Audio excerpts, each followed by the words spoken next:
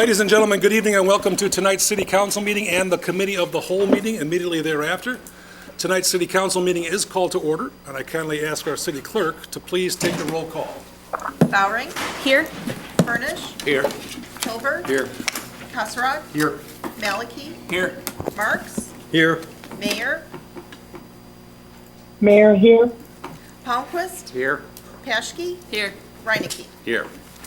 We begin our council meetings with the Pledge of Allegiance, and it's my honor to ask my good friend, Mr. Ben Blumond, to please lead us in the pledge. Can I take the mic to do that? Sure, whatever you want, man. It's your big night. All right. I haven't done this in a while. I'm going to try best I can here. Okay. I pledge allegiance to the flag of the United States of America and to the republic in which it stands, one nation, under God, indivisible, and liberty and justice for all. Well done. Thank you. Our agenda tonight kicks off on a very, very high note. We have the pleasure of welcoming the 5K race walking world champion and 2025 Virtus World Athletics Championship gold medalist and Pledge of Allegiance leader, Ben Blumond. Ben, come on up to the podium, man.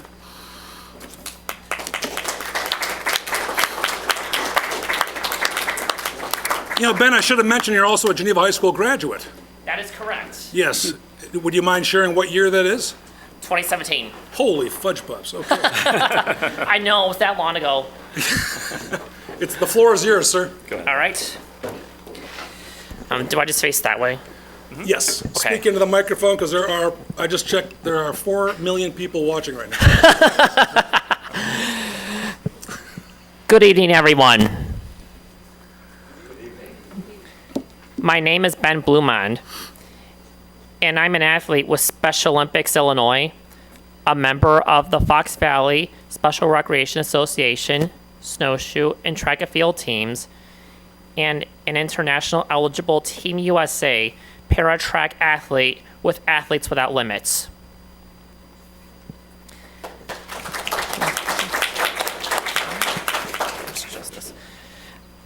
I'm also a proud Geneva High School class of 2017 graduate where my athletic journey began. I'd like to thank Mayor Burns and all of you on the City Council for having me and my dad, Coach Jim Blumond, here tonight.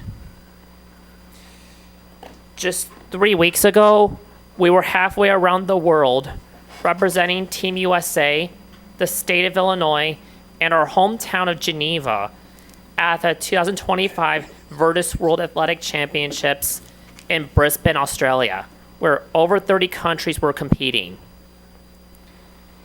It was my first international trip, and I'm extremely proud to share that I brought home the gold medal in the 5,000 meter 5K race walk in the II1 category. Wow.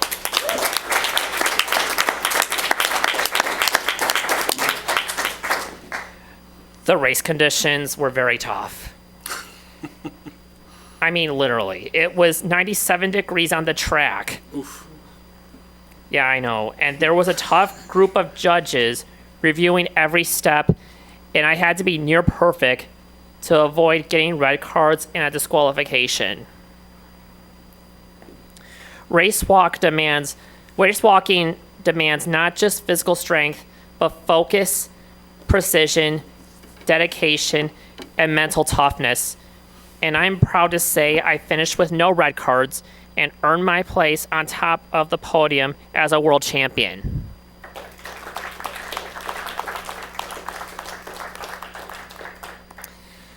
That gold medal right here represents more than just a race. It represents years of dedication, the support of my coaches, teammates, followers, friends, and family, and the pride of representing Geneva, Fox Valley, the state of Illinois, and the United States of America on the world stage. Thank you to the city of Geneva for supporting me and believing in athletes like me.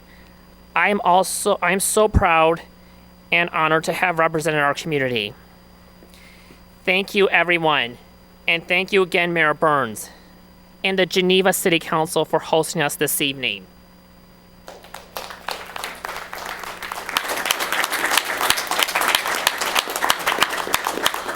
Coach, do you want to say a few words as well? Because I've got some questions for Ben. He's ready for questions. So. Good. No, it's I've been coaching Ben for many years now, and we have a great coaching team around him as well. Yes. And it's always interesting when you travel with Ben, because usually when you're away to somewhere, they'll ask where you're from, and usually in this region, we'll just shortcut and say we're from Chicago. You know, yes, Ben, I'm from Geneva, Illinois. Every time he's asked out there. But I'll tell you, as a parent, there's really nothing more thrilling than to see your child accomplish their goal, right? And to see the hard work. I mean, we train 5:30 in the morning at the Geneva Middle School almost every day, getting ready for this thing, and just the effort. And race walking is still fairly new to Ben. He's only been doing it for about a year and a half. He just started getting the technique down a few months ago. So we took a bit of a gamble going out there. He just qualified for it, and as he's done in the past, has come up clutch. At the right time here. So it's his second world championship. He won one in 2022 with Team USA in the cross-country team, where he beat the Australians by 1 second to win the gold for the USA, and came up clutch here again in Australia. So they knew you were coming back. Yeah, so It's that Blue Mon kid. yeah, exactly. So anyway, thank you all for having us out here tonight. It's a privilege. Thank you. Thank you. So Ben, I can't say for certain, but I certainly follow your Instagram account. That is correct. And thank you.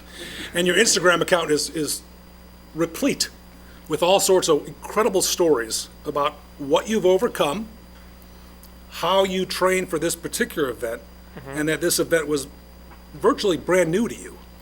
Pretty much. So you go from snowshoeing to race walking. That is correct. Did you have to forget your snowshoeing stuff and focus only on, or did you borrow from both? Pretty much. But now and then I'll borrow time now and then. I was practically living on borrowed time for a little bit when I was practicing snowshoes, but race walking took up the majority of my time. Okay. And it took you have to think about every part of your body basically. I mean, I'm not talking like you basically have to think about your feet, your knees, your hips, and your arms, your head, your mental space. You're thinking about every part of your body practically. Sure. And you have to have good posture, front knee, and 1 foot at the ground all times pretty much. See, I was going to mention that. You cannot have a foot off the ground in race walking. 2 feet off the ground. You can't have both feet off. And if you do, that's the red card, right? Yeah, you can get a red card for that, or if your front knee bends at all on it. So it's a very technical sport. It was challenging for Ben to transition from running to race walking, because it's for someone with autism, that muscle memory and the sensory issues really come into play. So it took us over a year of constant training to get him to finally get that technique right, and now he's got that technique, as you see, here with the results. So big accomplishment, yeah. Huge accomplishment, isn't it? Very much. Yeah, and of course you bragged earlier that prior to coming here you ran 8 miles today. Oh yeah, I did that 8-mile run to get my endurance up again. Yeah. See, I don't do an 8-mile run to get my endurance. Just coffee. I want to make up the stairs, yeah. And you've been all around the world. We know that. And was there significant jet lag when you got to Australia to compete? Or were you so psyched up that it didn't matter? When we got there, you're psyched up. Because coming home was hard. Yeah. Coming home was the hardest, because here's the thing. You're coming from a different climate to another climate. Australia was just basically beginning their summer when we were beginning our fall. So, and it's on the other side of the equator too. How many hours difference is it? About 15, and it was a 16-hour flight. So you guys are practically sleeping or going to bed and eating dinner when we're out adventuring during the day in Australia, and when my competition was. Wow. And you feel all of those 97 degrees on the track, don't you? Oh yeah, I had a stomachache during the race. I was worried. Did you really? He looked pretty rough out there, yeah. But runners were passing out. It was Oh, my. it was tough conditions. Middle of the day. Usually it was in the morning. This was like noon out there. It wasn't a and, closed stadium, was it? It was an open stadium, Oh. but yeah, it was 97 degrees on the track at race time out there, and he muscled it through. Indeed, you did. Because what I do when I race walk is I eat Pop-Tarts. What's your favorite food? What's your diet like, Ben, prior to a race? Or is it just, hey, this is what I'm going to do, and I've always done it, and life is good? I don't know how to answer that, honestly. He eats well. You know, he Yeah. hydrates electrolytes a lot Okay. and lots of protein, and so he's good at watching his diet. Yes. And he's still young enough to burn that stuff off. Pretty Yeah. And Coach, nail biting for you the whole time? It was, I was texting with my wife during the race, and she Yes. can tell, and it was a gut-wrenching, because the judges were so tough. This was the toughest judging I've ever seen for a race walking competition. And then the heat, I can tell he was struggling. And then when you finish a race walk, you don't know right away if you won or not. The judges have to get together, compare notes. They're still disqualifying people It's after not the just the race. time.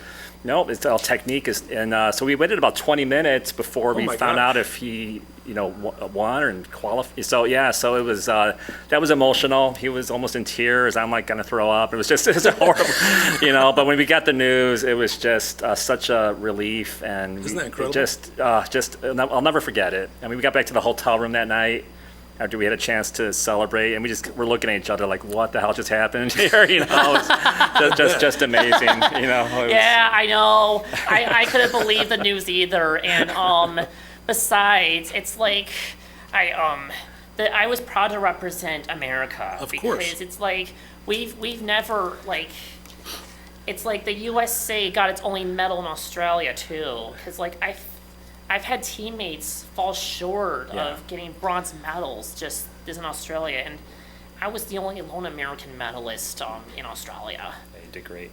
Yeah, because I had one teammate from Ohio that was like all three of his events, he was so short of bronze. Yeah. And I just felt bad for him. You represented. So at 5,000 meters, Correct. I'm afraid to ask this. What was your time? It was like 34 minutes. It's Yeah, we slowed him down during the race because we saw how technical the judges were being here. Oh, So we're okay. like, shut it down. His competition, he was already passed, and so we just wanted to make sure he didn't get disqualified after Got it. that. So he made it through. Yep. yeah, it's like they were disqualifying athletes left and right, and I was one of the only couple ones that didn't get disqualified. Yeah. It's like Isn't that something? Huge. Yeah. they go like this at you over a bent knee or a loss of contact. Yeah, they'll give you warning cards as you're racing. And then they put they put this dry erase board on the middle of the field, and and the bike will go on the course, and they'll start drawing on the board who got red cards, and they'll put bid numbers. My number was the only one that got blank completely. Yeah. It was blank like paper, Yeah, you're focused. and everyone else just it was like a piece of art and construction. Yes. And what was your bid number? It was bid number one. Oh, And then it was like, what they do is they label your number and they'll put it on the dry erase board and they'll go 1, 2, 3, 4, 5, 6, got it. like that, and they'll put who got red cards, and that's public information. Sure it is, yeah. Like, you're being judged publicly pretty much Real during the time, race, yeah. real time. Yep. Wow. And last week we discussed scooters. Do you walk faster than a scooter? I'd say so. Yeah. He can walk pretty fast. Yeah. Is there a miles per hour you walk? He can get up to 8-minute miles No kidding. on his race walk. Yeah. So. Still that is- pretty new to it. And what are you thinking about when you are competing? One thing on competing, don't get disqualified. Don't get disqualified. Don't get disqualified. Don't let the judges get to your head. They watch you like Okay, hawks. got it. And do you hear Coach yelling for you? Yeah. So you actually hear Dad? I don't know. Sometimes he gets in that zombie mode was and gonna just say, going, and I'm. Hey, come on I now. know. Yeah. So we're trying to give him some direction during the race course. and some encouragement, and just kind of keep. Wow. My Yeah, mind level. also went, I need it when it comes to water. Yeah, they had water tables for the athletes, Of so course. you're able to go and kind of splash Yeah, your face. I know. But it takes time, so yeah. Now, if a red card's handed, you carry that card with you? No, they'll just put it on that board he was talking Okay, got it. about. So it's not like you're Or carrying a bunch sometimes of. they'll flash at you. Yeah, walk with his deck of cards. Yeah. Or But no, sometimes he's- they'll just flash at you. Yeah, so it's a Wow. complex sport to pick up. But we Indeed love it is. Especially We love for it. people with disabilities. It's like you have, it's the sensory impact too, the mental aspect, and just being focused on such a technical event is probably the hardest thing I could ever come up with. Did you have a brand new pair of shoes for that race alone? Yes. Pretty recent. We let him Yes. break them in a little bit and get it ready Yes. to go. And we had a backup pair in case we lost our luggage or whatever. So And those shoes are now retired, or do you still wear them? I still wear them. Yeah. They were gifted by the wonderful Dick Pond Athletics. Oh my gosh, of course. Yeah, aren't they great? Oh, they're awesome. They're yeah, awesome. Wow. we love them there. Well, I'd love to open it up to the dais. Anyone has any questions or comments for Mr. Blumon, both Coach and Ben? Yeah, I'm happy to answer some questions. Alderperson Reinecke, right here, Ben. Sure, right here. Oh, yeah, what's up? I am just amazed. I am gobsmacked over here. This is incredible.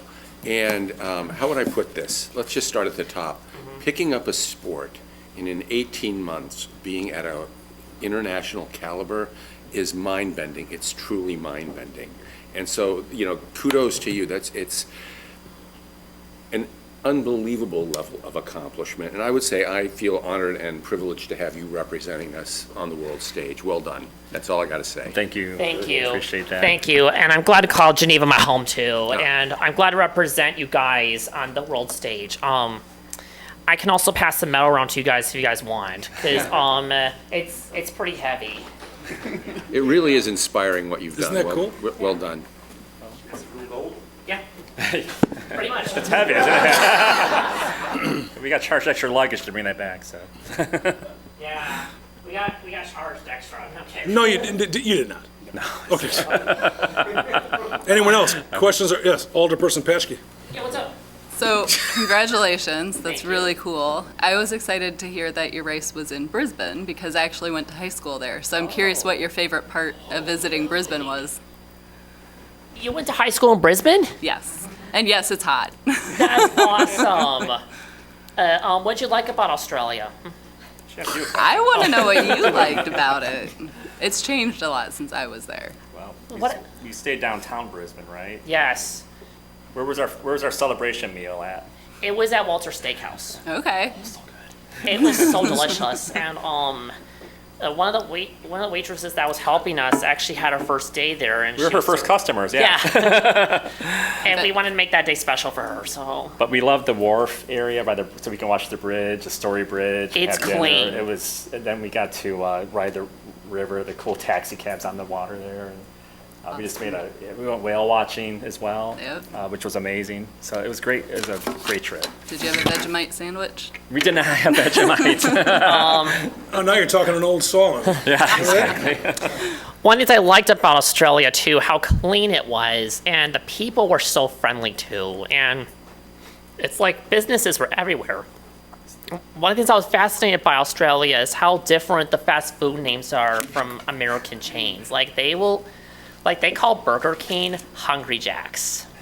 Yeah, because they can't call a restaurant after a royalty since they're under the crown. Oh, cool. We got pictures by Hungry Jack's, Yep. so that's cool. I was so fascinated how great the facilities were, and I heard all the differences about Australia too, and it's very interesting to look at. We would love to go back someday. Glad you got to enjoy it. Congratulations. Thank you. And actually, one of the tracks I trained at, I think it was University of Queensland, I think. There was a coffee shop right on the track. On the track, yeah. So you do your workout and you go get a latte, right? Yeah, Right on the track. So they do it right out there. that is it's so unique. That's what's so cool about it. You got a kick out of it. Ben, I just got a cool. text that we somehow lost your medal.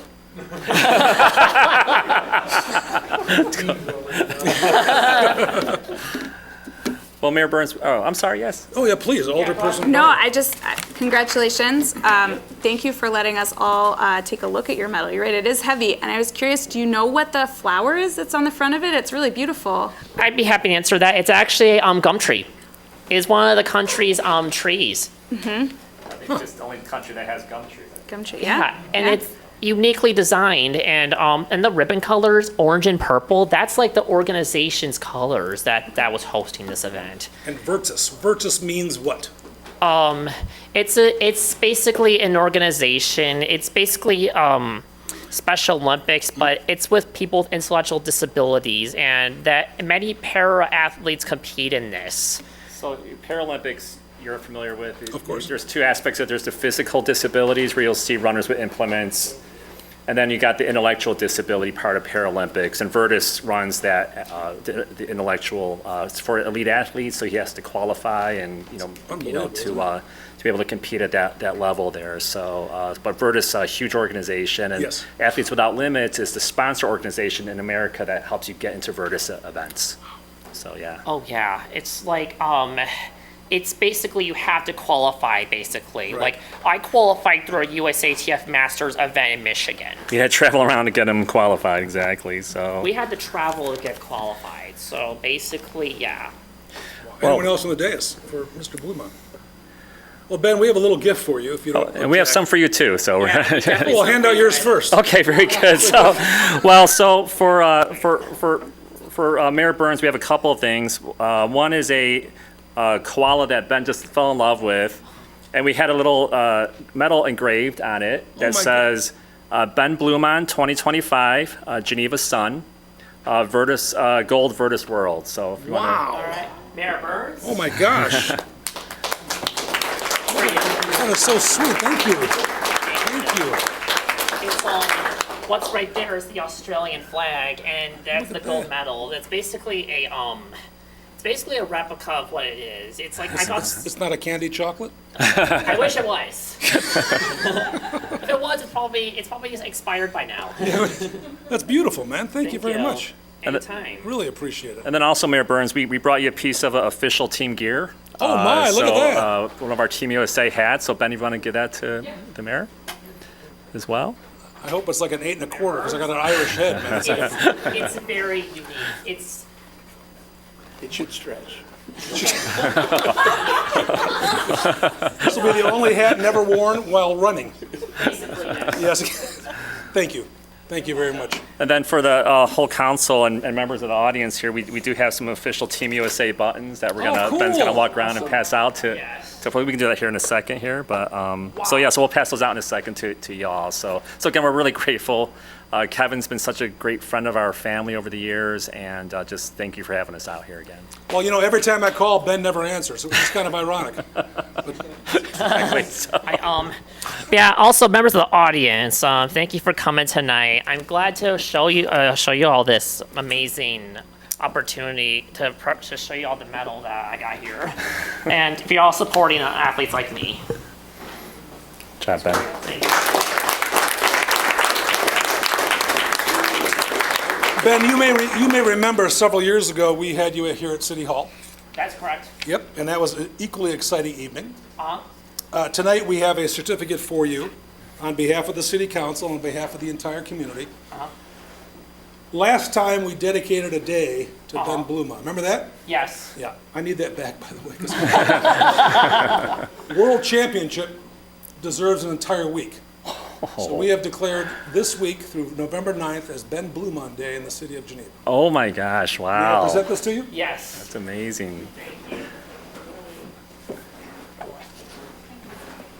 it's going right here. Okay. Right here?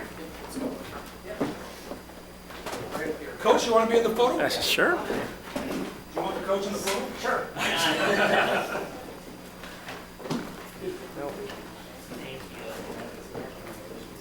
Thank you. Face the camera, let's do that. I need the cover back. That's okay. Get close, handsome.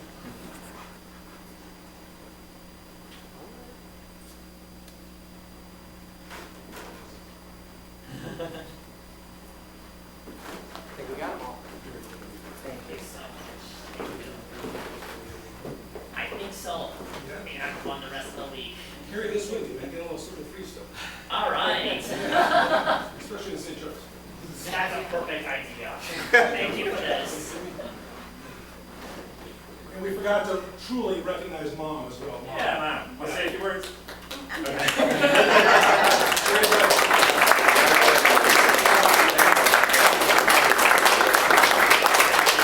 Yeah, we're passing around blood skills. I know, life is good. All right.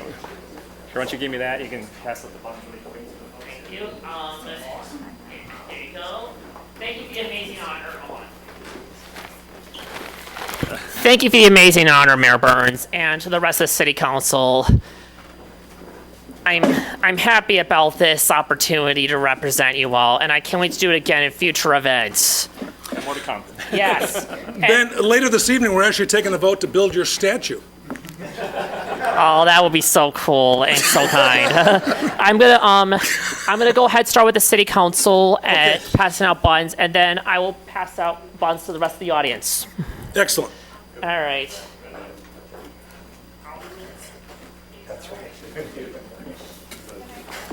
Ben, if you could, while you pass those out, if you could just race walk around the, that'd be cool. Not much chance that's gonna happen. No, no. That's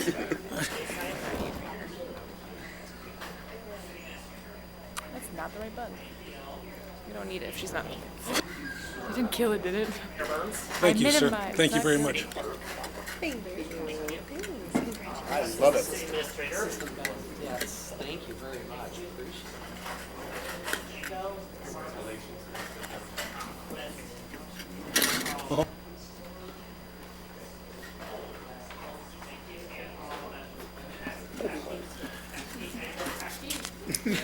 All right. I will go around past the audience. Okay. Do it up. Fire chief. There you go. There you go, please. Chief, Passarelli. Chief Passarelli. That's really cool.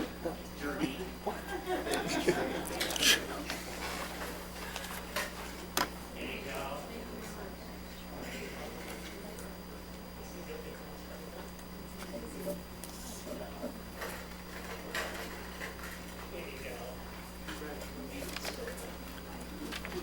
We still have a mayor?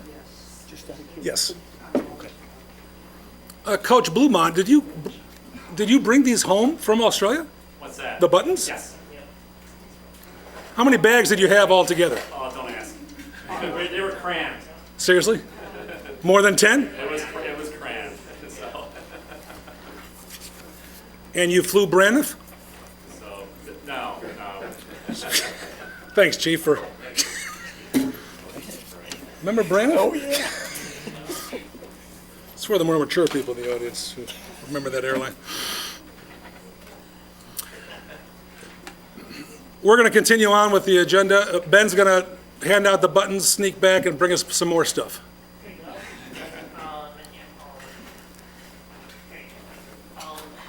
Item 3B is to consider the mayor's appointment of Jeff Palmquist to the Tricom Board of Directors and Martha Patchke to the Tri-City Ambulance Board. There's a motion by Bowering, a second by Malicki. Voice vote is sufficient. All in favor, please indicate by saying aye. Aye. Fantastic. We're going to jump into the heart of the agenda. Mayor, aye. Oh, thank you, Alderperson Mayor, forgive me. Ben, if you need to sneak out of here, please do, okay? Thank you. Oh, I was gonna ask everyone, did everyone get one? Okay, just let me try to miss anyone. Thank you, sir. Again. Thank you, Coach.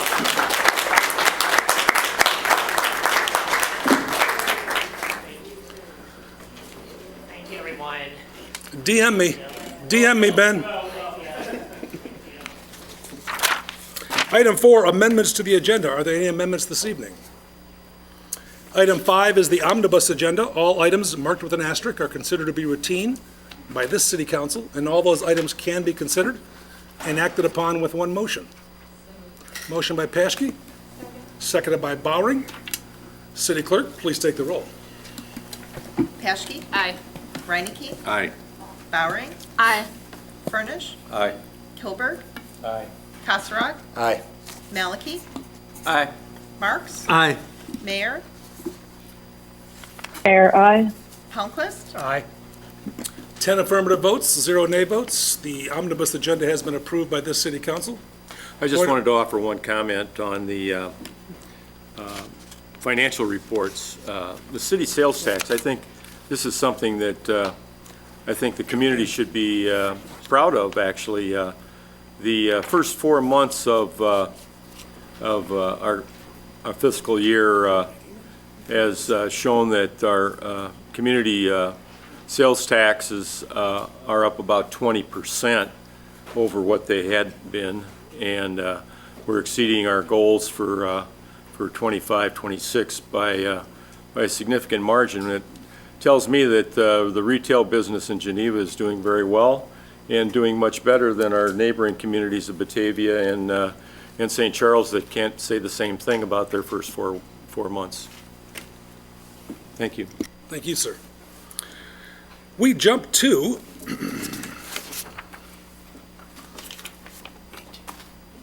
item 8, municipal bills for payment. We kindly ask our city clerk to read the bills in their aggregate for our consideration. municipal bills for payment total $6,583,745.89. Mayor, I move that we pay the bills as read, the individual items for which can be found in tonight's city council packet, which is available on the city's website.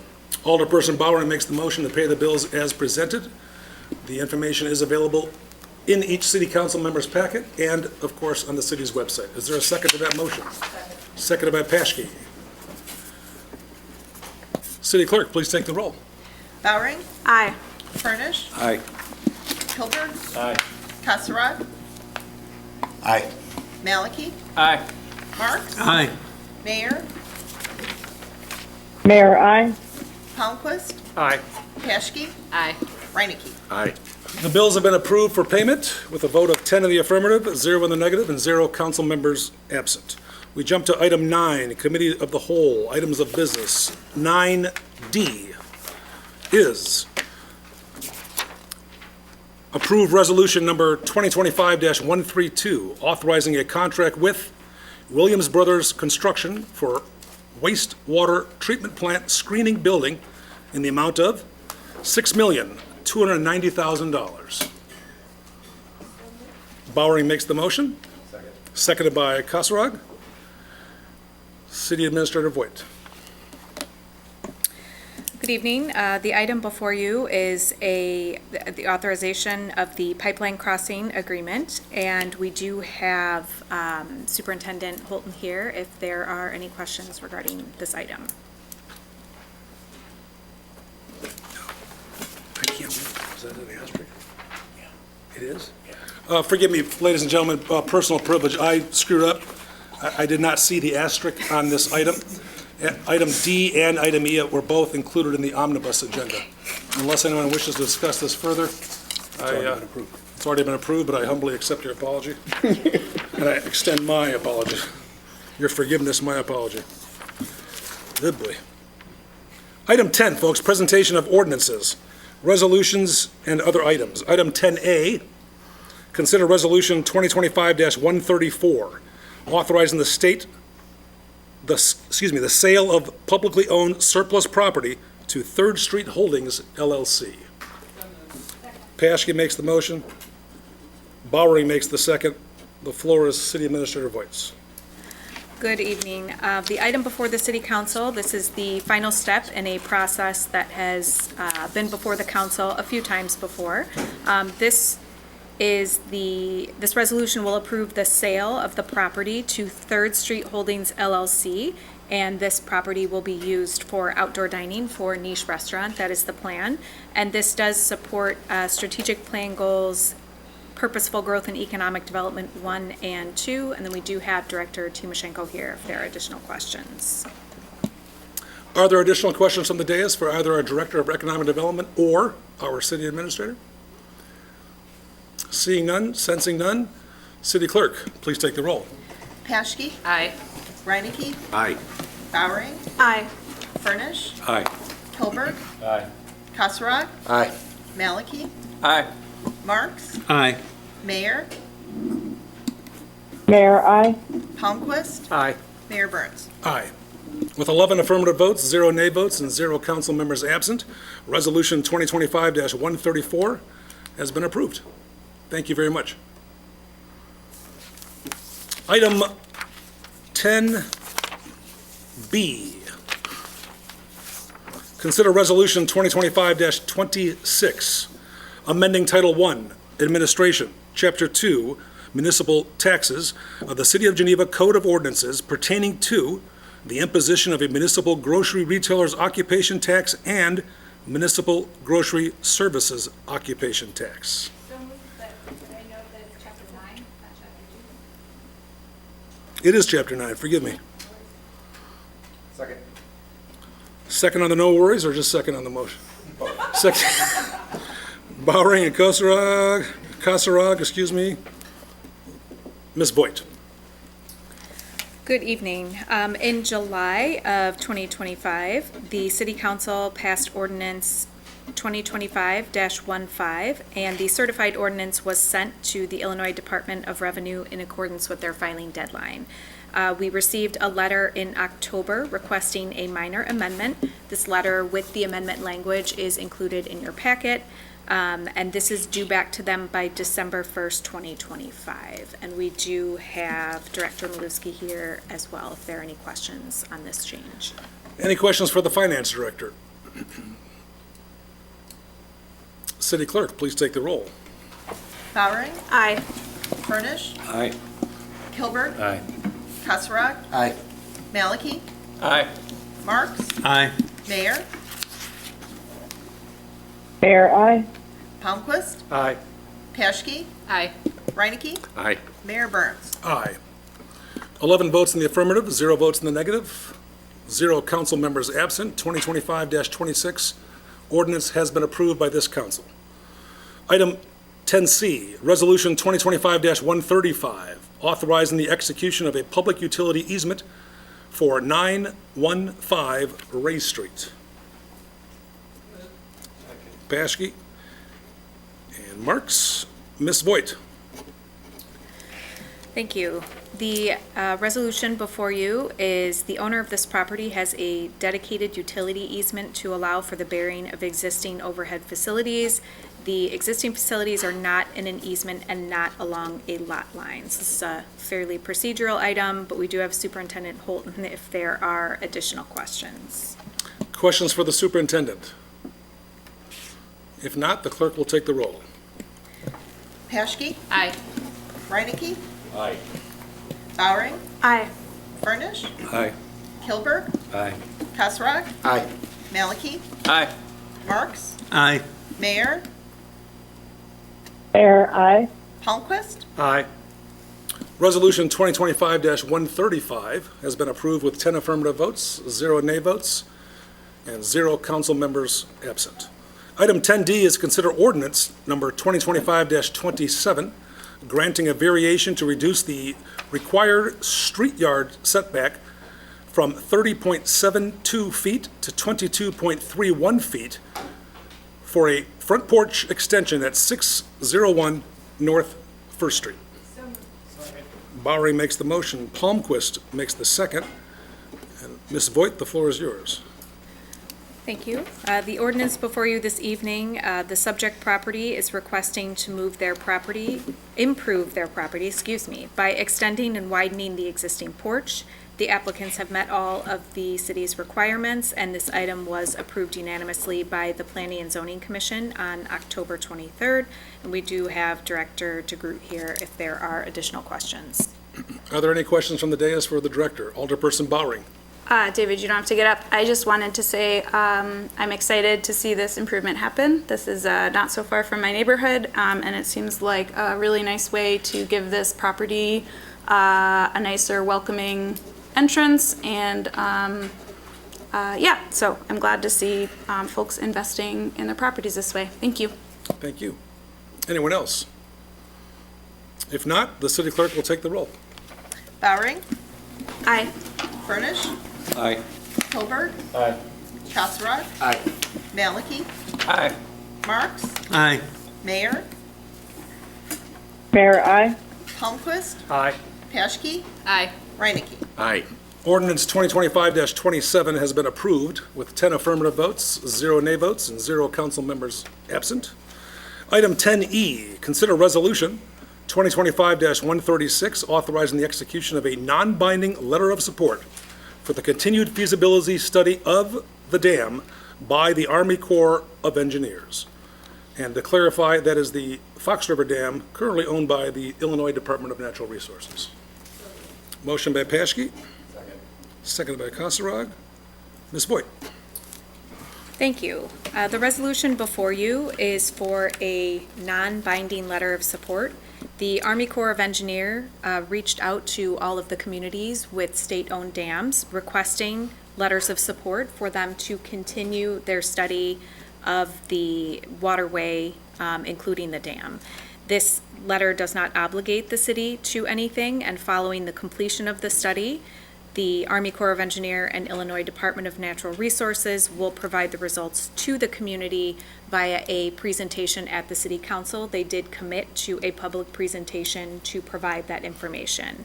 The letter that was provided to the city requesting this letter, as well as the PowerPoint and information, all of that has been provided on the city's website, as will this letter upon execution. But again, this is non-binding and is just to keep the lines of communication open between the City of Geneva and the Army Corps of Engineers as they continue their study of this area. Any questions? Any questions from the dais? Alderperson Furnish. When do they plan to come back for their presentation? The date that was provided in the PowerPoint, I believe, is spring of 2026. Okay. Thank you. Yes. Thank you, guys. Alderperson Maliki. And I understand it's a non-binding letter of support. Just a quick refresher, if we didn't offer our letter of support, was there any ramifications or? The ramifications that were discussed with us is they would assume we were not interested in receiving any of the information, so it would really just close the channels of communication. And we're interested in hearing what their plans are in terms of what they find and what their recommendations will be. So our reason for committing is simply to ensure that we continue to receive the information. Okay. All right. Thank you. Thank you. Anyone else? City Clerk, please take the roll. Paschke. Aye. Reinecke. Aye. Bowering. Aye. Furnish. Aye. Hilbert. Aye. Kasserag. Aye. Maliki. Aye. Marks. Aye. Mayor. Mayor, aye. Palmquist. Aye. 10 affirmative votes, 0 nay votes, 0 council members absent. Resolution 2025-136 has been approved. We jump to public comment. We invite folks who wish to share any information with us tonight to do so. We invite you to come to the podium, share your name. If you're inclined, share your address. We will not be debating or discussing any items you bring up, and we kindly ask that you be brief, cogent, and respectful of other people's times who may wish to speak as well. The floor is open.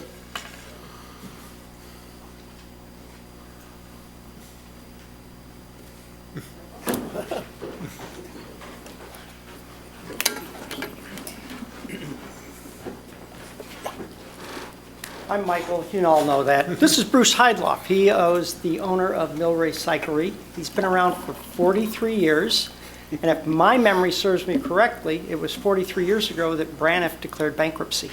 I think you're right. Yeah, thank you for that. Thank you. You've actually been around a lot longer than 43 years. Well, then go ahead and explain. No, go ahead.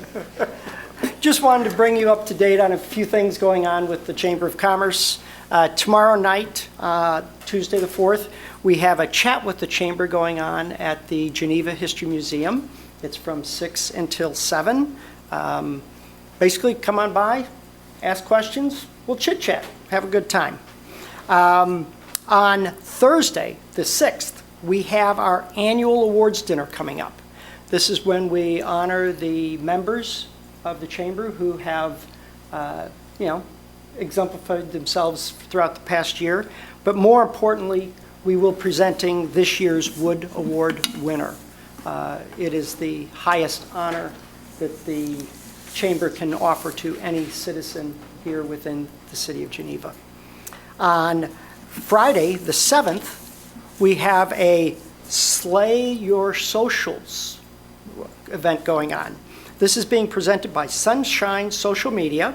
It's a lunch and learn. It will be at the new place, the Kate 318, which is where Graham's 318 used to be. This is an event center. It's from 11:30 to 12:30. $12 includes a box lunch provided by McAllister's. You do need to register with the chamber, and that does need to be done by the 5th. Then on Saturday, we have the Cocoa and Chocolate Crawl coming up. We have 32 participating merchants and restaurants this year, 350 attendees. The event is sold out, so that is good to hear.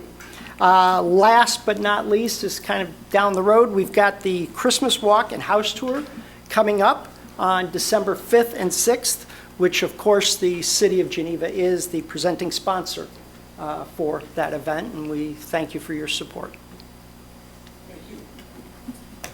Thank you both. Good to see you, Bruce.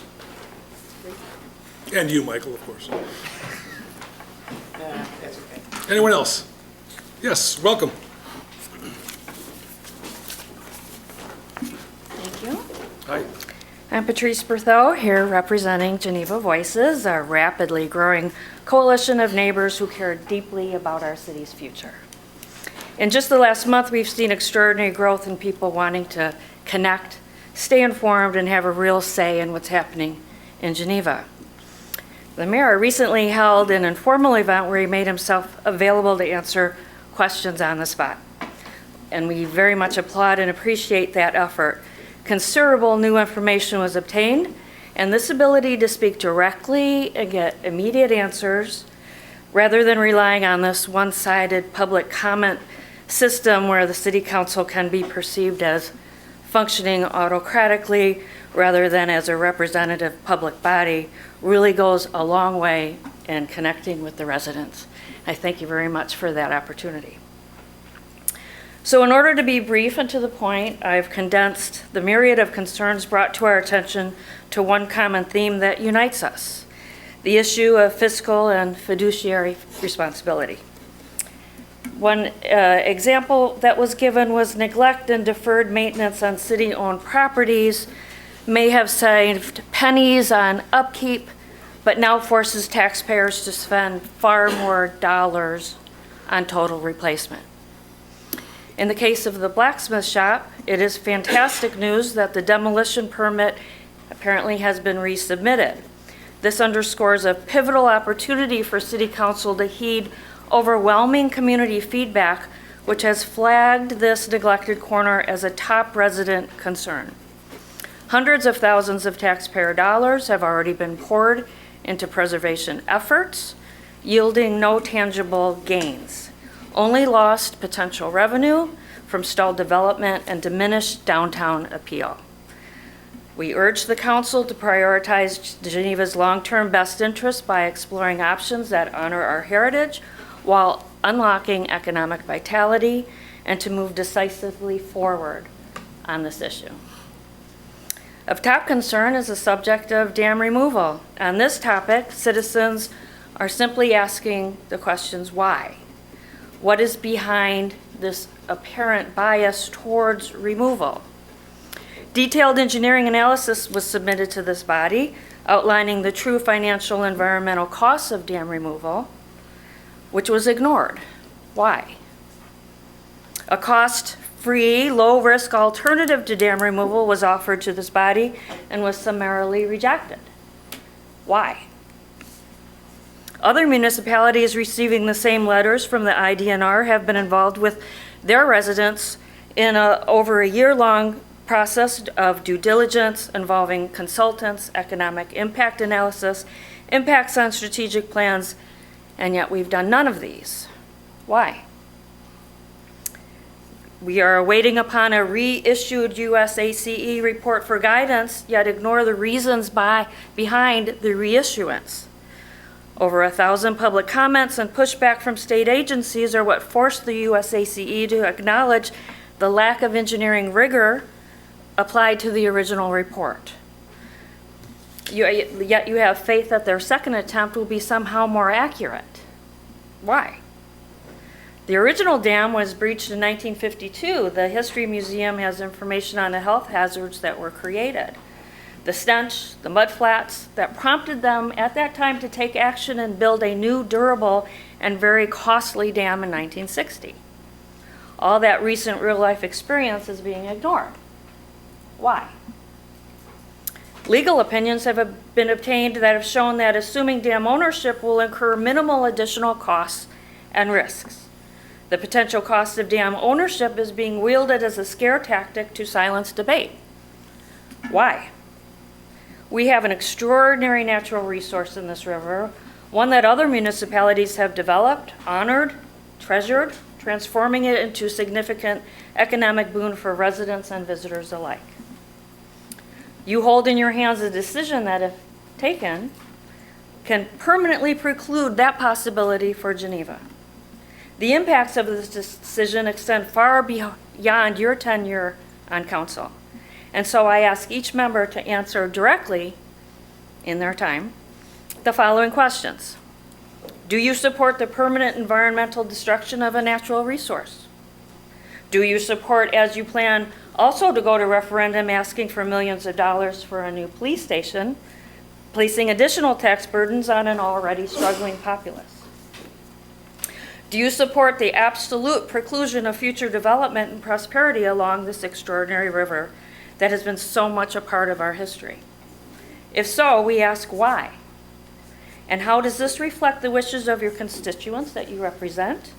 And how does this align with your fiduciary duty and grow to protect and grow our community's assets for future generations to come?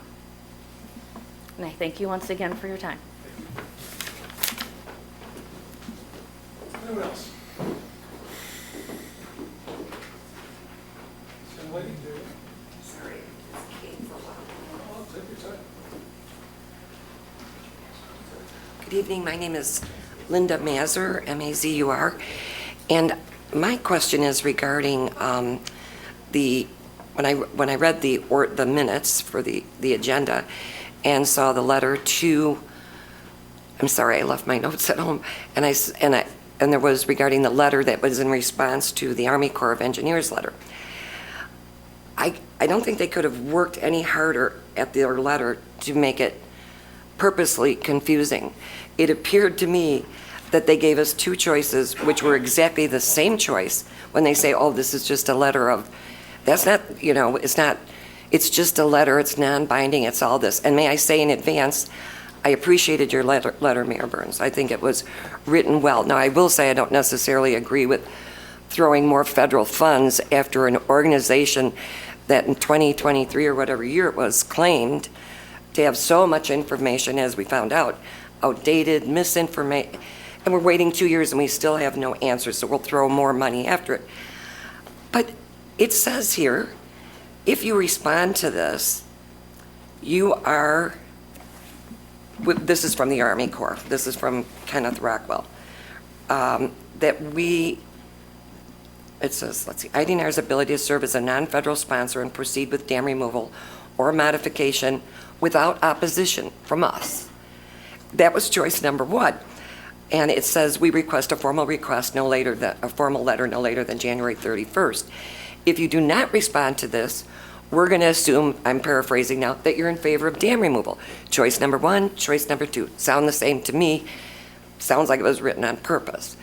I'm uncomfortable with that. I'm uncomfortable with more federal expenditures, which leads me to my very last question, and that is, maybe I don't totally understand the legality of how the council runs, but I'm curious why this was not brought up at a COW meeting so that the public could voice their opinion, because we don't have that opportunity here. I mean, once it's here, yes, I can speak now, but the vote's over.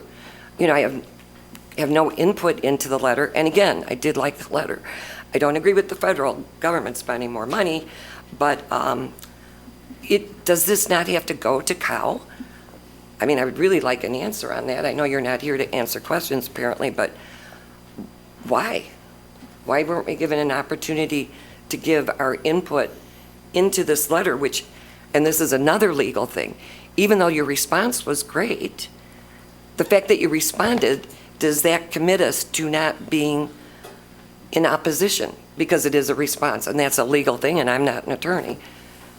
But will I be able to find out an answer about why this wasn't addressed at Cal?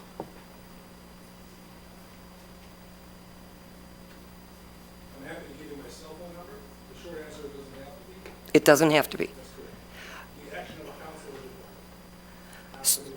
Is there a guideline for interested people to know what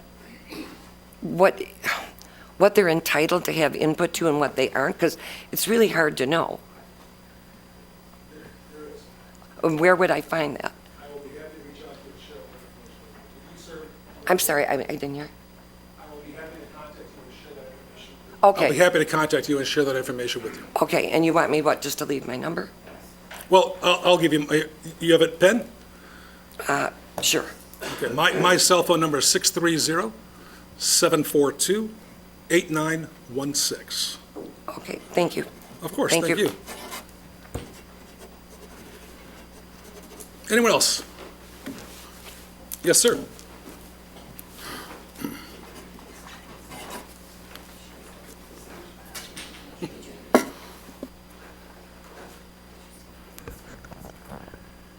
Good evening. Good evening. How are you doing there? I'm well. How are you, Bob? All right. Good. Bob McQuillan, an ex-Genevian and now a current Batavian. Geneva is well known for its historic buildings and a lot of old structures in and about town. And tonight I just wanted to briefly talk about one structure that maybe a lot of the council members don't even know is in Geneva, and that is the Sacred Heart Grotto, which is in the Anderson Gunner Park behind the Government Center, just right here at the end of 3rd Street. The history on the Government Center is that it was built in the late 1920s as a high school miners' seminary by the priests of the Sacred Heart, the missioners of Sacred Heart.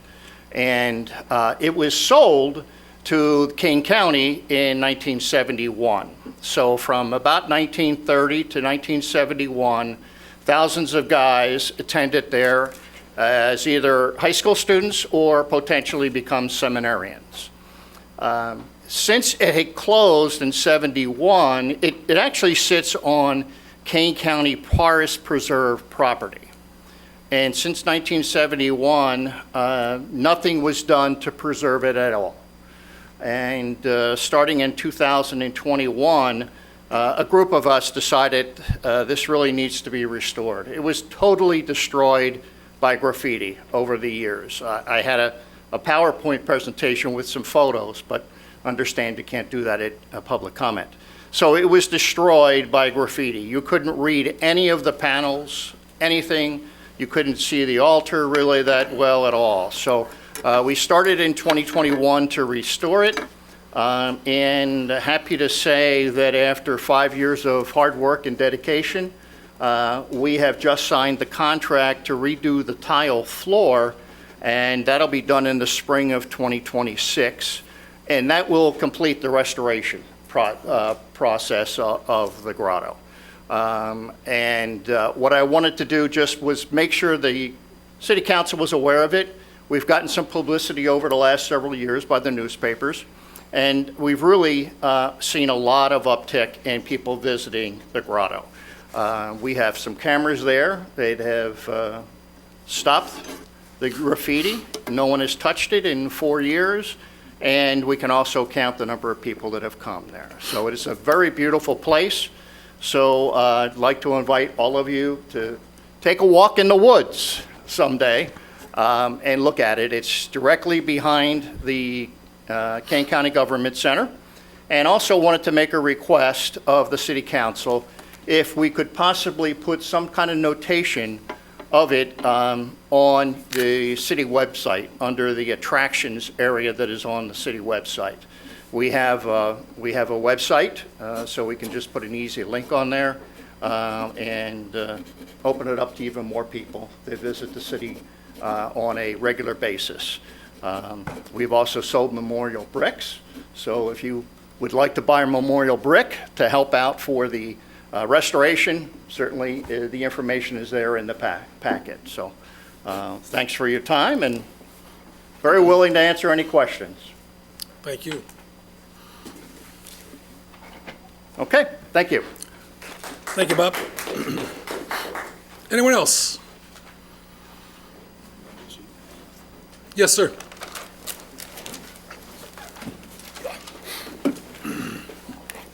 Mayor Burns, Alderman, thank you. Thank you, Mike, City Council, the City Council, the Chamber for all they do. I mean, Mike's always here, giving a lot of good news. We really like that. Today's agenda for the Committee of the Whole meeting: discussion of facilities master plan implementation. One sentence. So as a citizen, you read you see the agenda, you go, okay, that's interesting. I'd like to probably watch that. I looked a few minutes ago. It was not live on YouTube today, nor was the City Council meeting 2 weeks ago. I know it's not required, I don't think, by law or anything like that, but it would be nice if we would be able to watch these meetings live. A lot of citizens are interested and can't watch. 2 weeks ago, it was posted a couple days later, and you could watch it, which I did.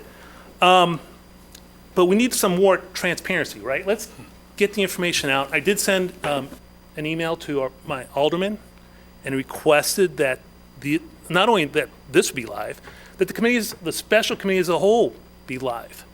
Those need to be videotaped. Now, if we don't do video, you just do audio.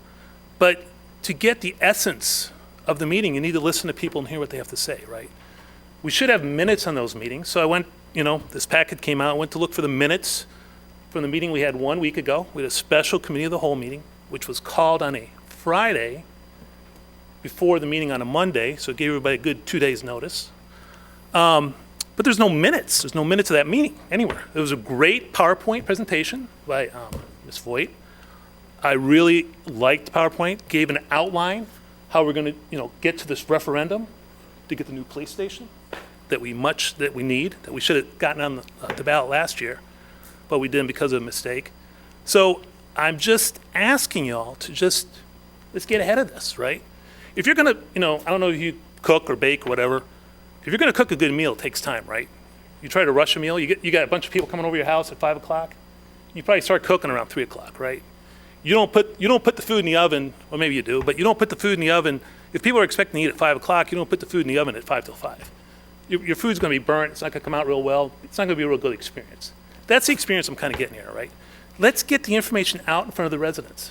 We paid a lot of money last year, which I did talk at the last Monday also, but there's no minutes and there's no video, so I guess I never talked, right? I don't know if there's no proof of it, but we did talk about it, and we talked about how we should, the consultant we had last year told us all, told the alderman, we need to get ahead of this. You need to do a promotional campaign to get out ahead of your residents and let them know what's going on, get it on the streets so that when the referendum comes out, we're trying to get it out this March, I believe, that everyone knows about it, has been thought about, doesn't feel like they're surprised. You heard these two of the residents speak. They're surprised. There's not a lot of information out there, right? It always seems like it's last minute. You really got to pay attention. You got to come to every meeting. It shouldn't have to be that way, right? Let's do a better job of that. That's all we ask. Let's be transparent. If we want to get stuff done, we got to let the residents know. Now, my understanding also is when I sat at the meeting last Monday, we talked about seeing some sample referendum. And the aldermen were going to talk about it at the committee of the whole meeting after this meeting. So I'm not sure if that's going to happen or not, but please, let's get ahead. This is a big deal to build, $40 million police or $48 million police station, and to get a new city hall and to improve public works and improve the fire department. But we got to get ahead of it. You can't be doing this stuff last minute. So please, let's just get ahead of it. And if anyone has any questions or you need help, please let us know. Thank you. Anyone else? The floor is open. To the dais for new business. Anyone new business would like to share with the community? I will entertain a motion to adjourn the city council meeting. Kasserag makes the motion. All in favor of adjourning the city council meeting, please say aye. Aye. We are adjourned. We'll take just a moment and we'll host the committee of the whole meeting. Thank you.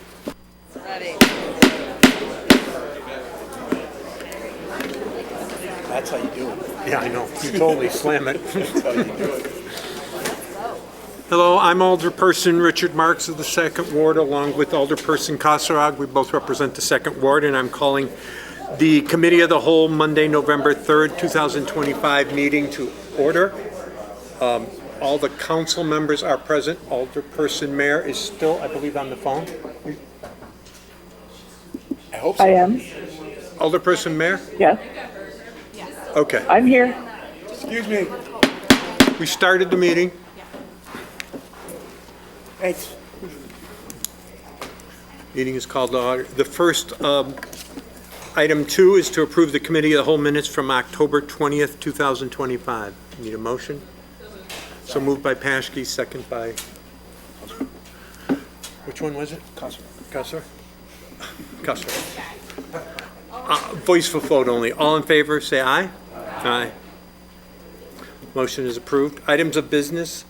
Item 3A is considered draft ordinance amending Title IV, Business and License Regulations, Chapter 16, City-Owned Boat Launch, Section 4-16-1, License Required Fees, and 4-16-2, Rules and Regulations, subsection B of the Geneva City Code.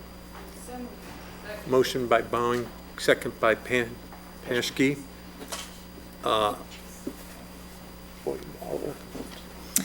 Thank you. The ordinance before you for your consideration this evening is a code change, and this is brought forward by city staff after doing research and receiving requests from various other staff departments and also organizations. So ultimately, what this would result in is removing the license and fee requirement from the city code. And this is being brought forward because we are one of the very few remaining communities that requires the license. And this will also help support access to the Fox River National Water Trail. So we do, Assistant Administrator McCready is here if there are any additional questions. This was put together by our administrative analyst, and Ben oversaw that process. So if there are any additional questions, he can answer those. Are there any questions for Assistant City Administrator? Ben McCready. Seeing none? Alderperson Ben, Cusser. do you still have to check in? You just don't have to pay for a license? I know, this eliminates that requirement. So you just go put your boat out and have a day? It does maintain sections of the code that still have some limitations, and then, of course, we did keep the sections of the code that ensure there's no parking or blocking of the ramp to ensure emergency access if we need to get to the river, but this allows any resident or visitor to be able to use our boat launch as they would basically any other facility up and down the Fox River. I applaud anything that allows further access to the recreation on the Fox River, so thank you. Any other comments or questions? With Alderperson Kasserag's sentiments about enhancing access and ease of entry for our paddlecraft is great. Okay. Anyone else from the dais? I do have a question. Yes. Alderperson. Do we only have one boat launch, and it's just north of the dam? Okay. We do have two. There is a second one, I believe. Is there a second one for emergency access, Chief? Yeah, we'll bring up the fire chief in Tenori.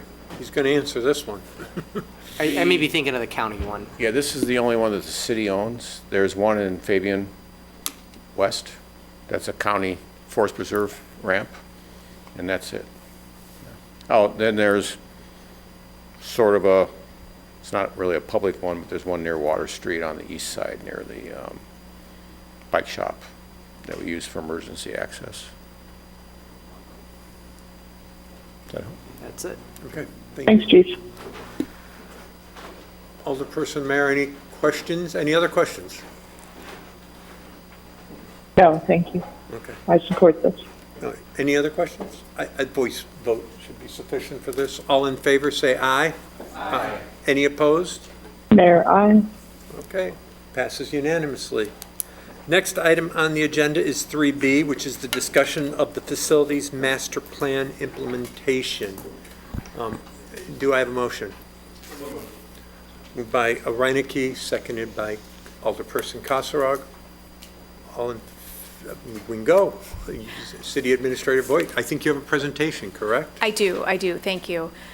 So this evening, we are going to briefly touch on the information, and very briefly, that we went over last week, and then we do have the sample questions for the council as well. So to start, I did add just some specific background points from the Facilities Master Plan, which is available on the city's website, as is the PowerPoint provided last week and the handout that was provided last week. All of that is on the community engagement page of the Facilities Master Plan.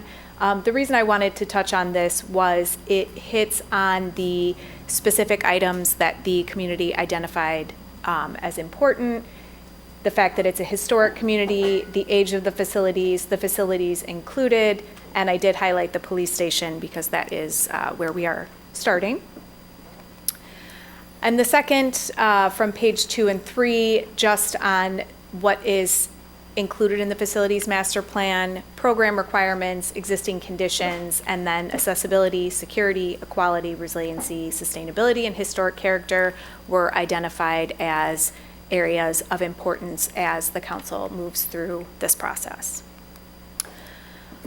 Again, the timeline, the Facilities Master Plan was approved in July. August, FGM was identified, and an engagement was approved with them. We had our Strategic Planning Advisory Council on the 22nd, and then on Monday, October 27th, we had a policy discussion where we talked about the Facilities Master Plan as a whole. So this evening, we are looking at the two different referendum question options as to how to implement this plan. We do know that we need a funding source, so that is, we have some different options in terms of how to proceed. I did put tentative next to November 17th and December 1st. We do have until the end of the month in December. So I believe we have a meeting, regularly scheduled meeting, December 1st and December 15th. We do have until December 29th. I say that if additional time is needed for additional discussions, we do have that option. This is what staff is proposing in order, just with the holidays and people's busy schedules. And then, of course, March, we have the election. I did want to touch on the fiscal responsibility aspect again. Again, for every $100 in 2025 property taxes, the City of Geneva receives $6.28. I'm bringing up the streaming services document again because, as a reminder, on a $415,000 home, a market value, the per month to the city is just under $60. And the television, the difference between the average $129 per month of streaming services is about $70. On a $700,000 home, the city receives about $100 a month, and the average homeowner, again, is paying just under $30 per month more for their streaming services. So just something as we continue to talk about the city's fiscal responsibility. Okay, so our options that we are looking at now, a bond referendum and a home rule referendum. Last week we talked about benefits, limitations, and future projects associated with those two paths. The bond referendum would create a funding mechanism for the new police facility. Again, this would be just for the police facility, and it leaves the funding mechanisms for the facilities, the remaining projects in the facilities master plan, keeps that discussion very open-ended because we don't have the ability to assign a timeline or a plan to it. The home rule referendum would create a funding mechanism not solely dependent on the Geneva homeowners. The funds wouldn't be restricted to one project. I don't want to go through all of these again, but just trying to lay out the differences between the two. So the sample ballot language, which is what the city council asked to see. So for the bond referendum, this I will read. So the bond referendum question is, shall the city of Geneva, Kane County, Illinois, improve the city's public safety facilities and the sites thereof, including but not limited to constructing and equipping a new police station, and issue its general obligation bonds to the amount of, for the purpose of paying the costs thereof? And that is a yes or no question. The home rule is, shall the city of Geneva, King County, Illinois, become a home rule unit? So I will leave these up here. The last slide is just talking about how the city can move these forward, and again, focusing on the engagement of the elected officials and the engagement of the community in terms of whichever path the city council chooses, those will be important factors. So with that, I can take any questions.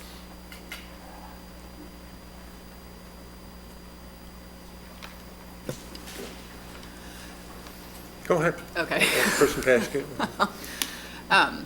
Is that the same wording that we had prepared last year? Because I noticed it says public safety facilities and sites thereof, including but not limited to police station. And we talked about last week that we do need to really limit it to the police station, but is that just to cover like other things involved with the police station, or why is the wording? It would, yes. So it would be other things affiliated with the police station. This was new language prepared by bond counsel. And it did, I believe, leave the option open if there were additional funds that could be put towards a fire station project, et cetera. They said that that's typically highly unlikely, but in the event that there were additional funds available, and it's also just making sure that we are able to cover all of the items included with a new police station. Is that accurate? Okay. Okay, thank you. That's all I have for now. Alderperson Malinky. Yeah, touching on the language of the bond referendum. So how I'm reading that is, like hypothetically, we decide we're going to go out for bond for $60 million for a police station. And magically things come in, below budget. I mean, we just like the screening building or something, and the wastewater, sure, came in fairly under budget. So then we've already bonded like 60 million, and say the police station comes in at 42 or something. All of a sudden we have 18 million to still play with, and that I would assume we could decide on diverting those funds to maybe something at the fire station. Is that why it's sort of worded that way, or? Yes, it is. It's still very narrowly, the funds would still be very confined, but in the unlikely event that there were additional funds, the council may be able to consider that, yes. Okay, but it's limited to the public safety facilities. Right. Yeah. So, okay. That's all for now. Thank you. Alderperson Bowring, I believe. Oh, no. No, go. You had it, and then I think Alderperson from. So this is maybe not the time that we would have been able to get this input, but do we have any advice on specifically the idea that was proposed last time about having 2 questions on the ballot? Because I feel, as I've thought about it, increasingly skeptical that that would be a wise move. But if this is not the right time to talk about that or bring that up, I can reserve those comments. But do we have any input from our consultant? We probably can't ask them anymore. You know, we didn't ask their advice on that specific question. We were focused on ensuring we had the accurate language for both Sure, questions. well, right, and if we're just reaching out to bond counsel, I mean, I don't think they would be the appropriate party for that. But is that germane to this topic? To me, Okay. there's no action taken tonight. It's Okay, going to be just a pretty- discussion. Okay. Pretty much a discussion, so we'll Okay. let it go until the attorney in the parliamentary. Okay, here fair pulls me enough. in. So I guess I was thinking about this, and I think it's likely a mistake to think seriously about having 2 questions on the ballot for a couple of reasons. One of which is I think it makes us look uncertain about the right path forward. I think in terms of an educational lift, it's a lot harder. It's harder to have a clear and concise message for people. But I think also then it will wind up being potentially confusing. Well, what happens if I vote yes, yes? What happens if I vote no, no? What, yes, this, no, like, I think it opens, I think it just opens up too many options for us to wind up with no path forward. And again, that's always a risk with any singular ballot measure, but I think that the education campaign for us in explaining why we want to pursue this path is significantly easier, not easy, but significantly easier if we choose one. And again, my strong preference would be, given what we know, to consider putting home rule on the ballot, because I think that's the only way that we are able to take care of these long deferred needs with our facilities, and not get into a position of fixing one issue and really not being able to address the myriad of other issues. So that's all I have for now. Thank you. Okay, Alderperson Furnish. You guys spent a lot of time and energy on this last year, and you didn't get it on the ballot, but there was different things that happened, and I'm glad you pulled it off, without being precise. This time around, it's going to be again, and we really need to get one of these passed, because we don't want to put this off another year. So you got a bond referendum or you got a home rule referendum. I know that my neighborhood and the people I talk to, I probably talked to about 20 people, and they're positive about the bond referendum. The home rule referendum is going to be it would be great to get it, but it's going to be a long shot. So, I mean, just talking to my neighbors, they would support the bond referendum, if the number was right on the police station, of course. But the home rule, they said that's going to be a tough one, to put through. But again, whichever path the council takes, it's just important that everyone is on the same page in terms of supporting and educating the community. That's the emphasis of either route. Mayor Burns, did you have your? I'll defer to the council members first. I had a question if the city administrator would allow Okay. me to ask the finance Alderperson director. I was just going to concur with Alderperson Bowering about the 2 on the same ballot, so I think that we should eliminate that possibility, just the challenges and the missed messaging on that particular aspect. I will say, as far as the bond referendum, the language of the question, I'm pleased to see that it's simple and and very understandable. I've been through this in other circumstances and seen questions, and they can be very confusing. So I think that helps that it's got that clarity to it. Anyone else? Alderperson Kilgore. A question on accessing the bond and the financial piece of it. if the bond referendum would pass, at what point can we begin to access those funds? And I know that it's a decision with our bond consultants as to when what would be the opportune time to enter the market. But once the referendum passes, what is the timeline, and how is the best approach to take in securing or starting to tap into those funds? Yeah, so it typically takes a bit of time to go through the authorizations that have to come before the council to issue those bonds. It could take anywhere from, well, by the time we prepare the official statement, anywhere from 30 to 60 days to actually sell the bonds and then receive the funding and do the proper closing and everything, to getting the money in the bank. And if you don't need, I mean, at what point in time are we going to need to access those funds? And the thing is it's probably better to delay, but the thing is there's a trade-off as it relates to interest rates and when it's the opportune time to jump in. So in other words, this is pretty consistent with what other history I've had with bonding. So Correct. We'll want to really push once we know what the construction schedule is, so we aren't paying more interest than needed. Because of our credit rating, we should have a fairly attractive rate as whatever is available at the time. I think that pretty well does it. That's all I had. Okay. Anyone else at this point yet? Alderperson Malky? I don't see any other, I mean, unless the mayor wishes to. I'll wait till after the council. I mean, he said he had deferred, so. I would like to speak. Oh, okay, Alderperson Mayor? So I think there's no question that we all support the police station referendum. I think that the entire council is behind that.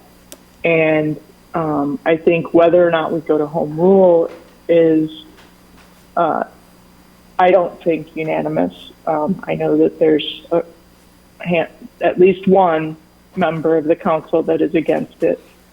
But I think that the citizens of Geneva expect us to be able to act in ways that are enabled by home rule. And I think that some of the dissatisfaction with how we've been able to, deal with things like the Foundation for the Art, or the Council for the Arts that we had becoming the Foundation for the Arts, and other things where we could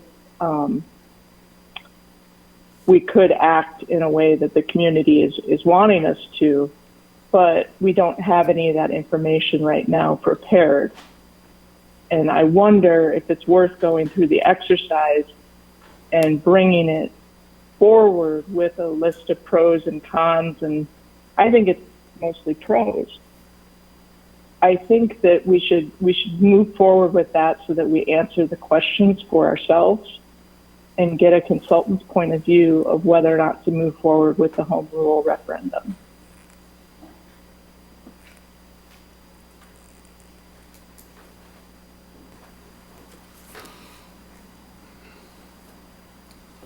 Thank you. That's all. Anything else? Yeah, thank you.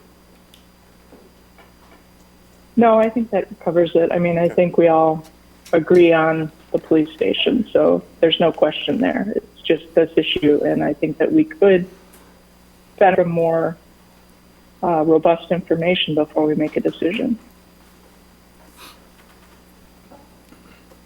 Alderperson Kasserag, you have not spoken yet, so if you would. Thank you. I think what Amy just said is pretty spot on. I became a little intrigued with the home rule last week when City Administrator Voigt put that kind of back under us, but I think we need to stick to business, and the bond referendum is really what we've been asking the community for a couple of years now, and we should just stick with that for right now. I think it's a straightforward story that's honest and true, something that we really need. As Alderman Mayor just said, we all believe in it. And the home rule is just going to be a little more sticky. I'm not opposed to it in the future. I think we should keep up the discussion. I think we deserve it. But I think it's more important that we're all behind and unified in our approach to this, because I think that's going to make a big difference on it passing or not. I do agree with Alderman Palmquist that it's a straightforward, clear question that hopefully doesn't cause a lot of confusion, not a double negative or anything like that. And so that's pleasing to see. And if that's what we're looking at tonight, I think the wording looks good, and I'd vote for just sticking with the bond referendum at this point. Thank you.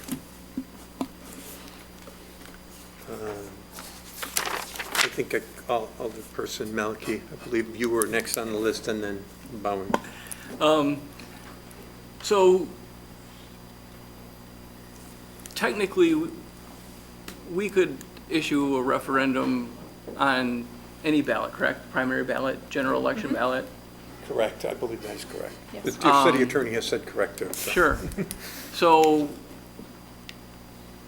if we pursue the bond referendum in March, we've spent, as Alderperson Furnish has said, we've spent a year educating the public about the facilities and the needs for there. It sounds like a lot of people understand that and would be on board with a bond referendum for a police station. Back to the home rule referendum, I agree with my colleagues that it's something that the city deserves, and the more I've researched into it, is, home rule is not just just a tool for a funding mechanism for your city. There's a huge variety of reasons that cities decide to go for home rule, and a lot of our neighbors and partners in the state that are similar to us in makeup have gone that way. Glencoe is the most recent one, I believe. I don't see why we couldn't put a bond referendum on the ballot coming up in March for the police station, and then spend some time between now and next November educating the public about home rule and the benefits, and having some consistent and deep educational sessions about it. Because what I always hear about home rule is targeted at taxation and whatnot, and you always get pummeled by certain interest groups that have their reasons for being against it. But statistically, the cities that come under home rule in Illinois like being under home rule in Illinois. Batavia was a community that I believe got to vote whether they wanted to remain home rule when they became under 25,000 at one point, and then they decided to stay. The companies that didn't like home rule, that were home rule, had some interesting circumstances behind that I don't see the city of Geneva actually doing with the history of council that I've been involved with and watching over the 20 years I've been a resident. So that would be something that I would be in for to support, would be the bond referendum coming up, and then trying to possibly do a home rule referendum in November of '26 to educate the public on what it is. Because I think if we actually spent some time as a city talking about it, getting into it, getting into the weeds, that I think Geneva would be behind a home rule referendum. So that's all I wanted to add. Thank you. Person Paschke. Oh, sorry, Bowman first. I'm sorry. That's okay. I looked down at my sheet. No worries. So I don't know whether this is in order, but I had actually understood what Alderperson Mayer said differently. I thought she was saying, there's not a lot of controversy about whether or not we need to get a new police station, but that right now what we're seeing is only like the tip of the iceberg of what we would get from home rule. That, all due respect to this process, a home rule referendum does not just get us the ability to fund our, follow our master plan for facilities, but there are so many myriad benefits. I mean, I've started trying to remind myself every time I hear from a constituent about any issue, well, this is what we're allowed to do, and then trying to, think about whether or not it is helpful or appropriate to point out. And we can't do more because we're not home rule, but it touches on so many different aspects of city business. The difference between we're allowed to because state statute specifically says we can versus as long as it's not ruled out by state statute, it's something that we can do. I'm open to the idea of trying to stagger them, but I would like to point out that the consultant that we hired was very positive about home rule, and it was met by a lot of skepticism on the council. I know most of the questions that they fielded to the public were not focused on home rule, and there certainly would be an educational lift there. But I think there's honestly an educational lift for a bond referendum as well. I think we keep hearing two different things from the public.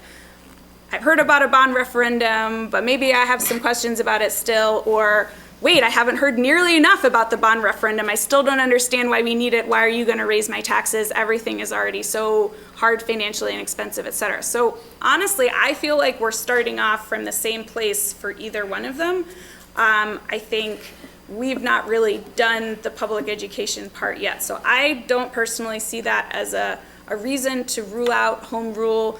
I do think it would potentially be beneficial for the council to see a bit more of the potential benefits from home rule, because again, we're in some ways moving towards thinking about it because of this proximate issue.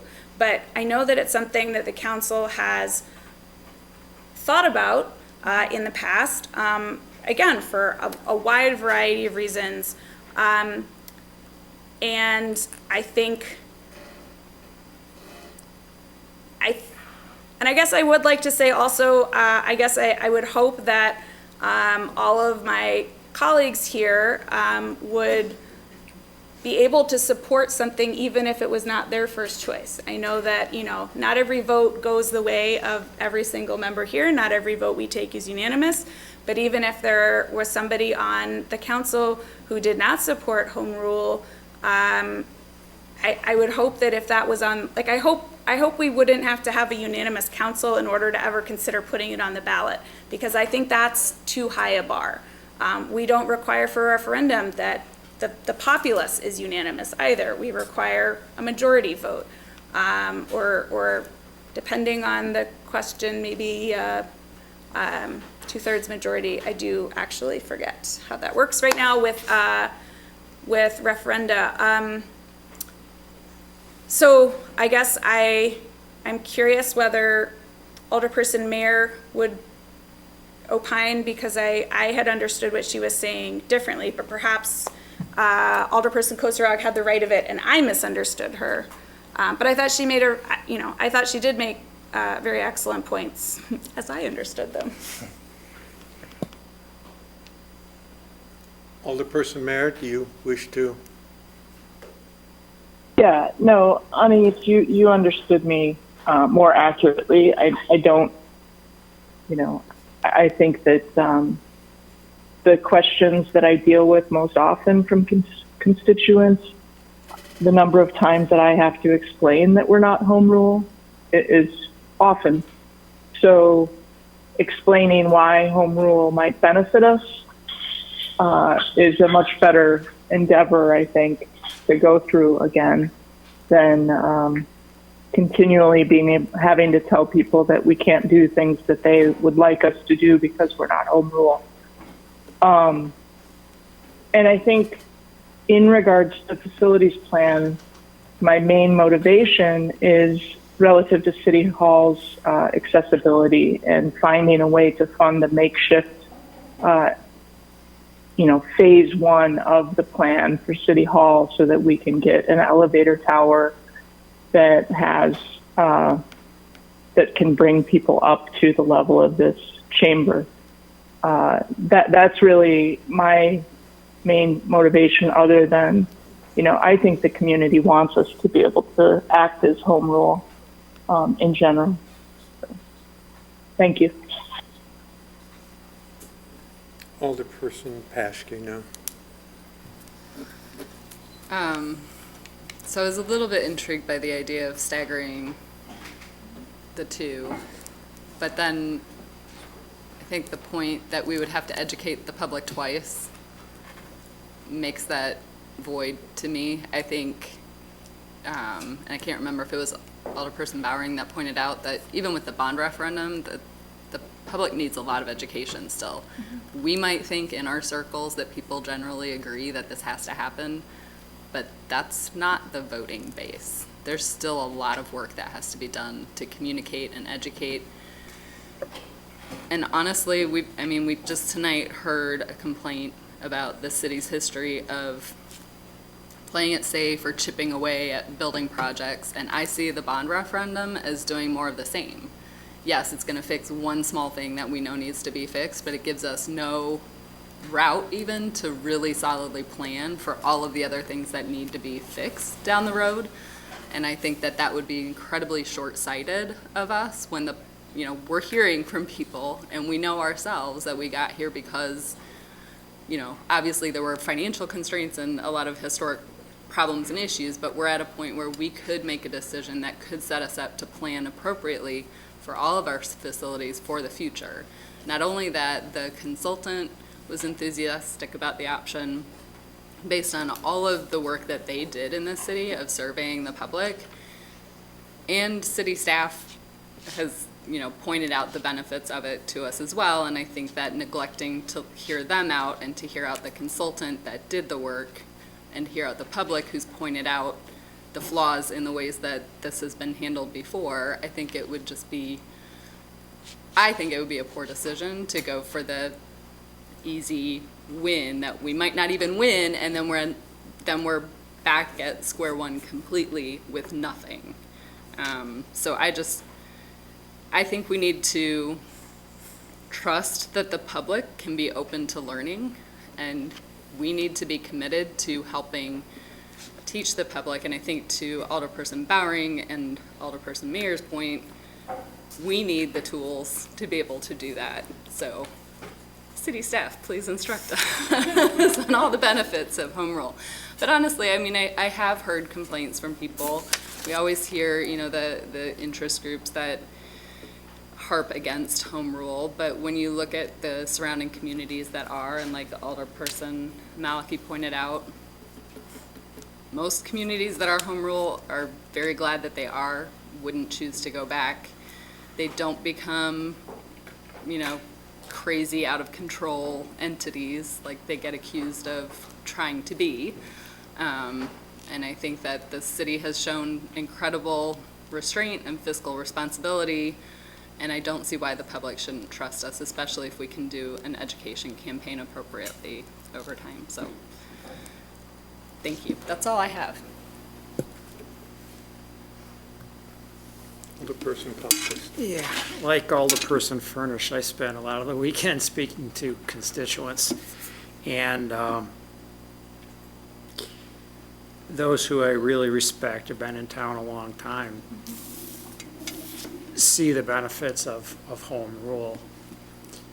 They're not as optimistic as Alderperson Paschke about the ability for the voting public to grasp enough of the benefits to perhaps vote yes.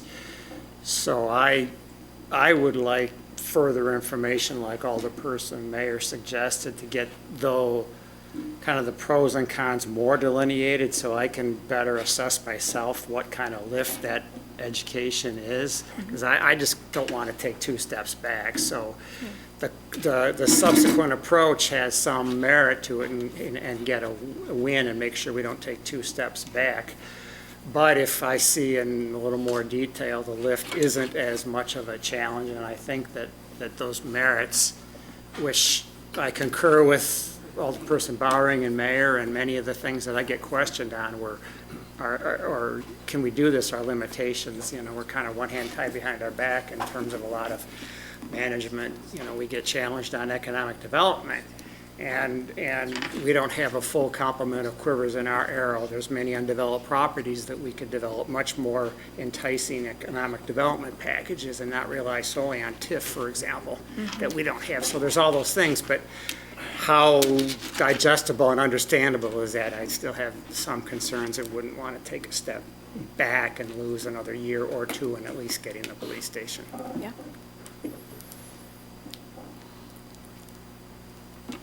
Anyone else? You know, I talked to people over the weekend, a lot of different people. Felt home rule was not the way to go right now. Bond referendum, the residents were expecting. I went back and watched the tape from the consultant on that, and it was confusing, but what I got out of it is, yes, the bond referendum was a lift, but the home rule was a much higher lift. It was possible, but it was going to be a heavier lift. You know, if we're going to go for home rule, I don't think we do it November for March. I think that's going to take time of showing the pros and the cons. There are interest groups out there that will fund a campaign against home rule. They did it down in Springfield with Home Rule Light. Mayor, correct me if I'm wrong, a number of years ago. They stopped it in its tracks, and that took away the taxing authority and just gave the other authorities to communities less than 25,000 people. Those people play in these elections a lot, and they've got the fear going with them. I again said, as I will repeat what I said last week, I believe the bond referendum is a lift, and it's going to take all of us to get done. I'd like to see that pass. Again, we're on a short period of time.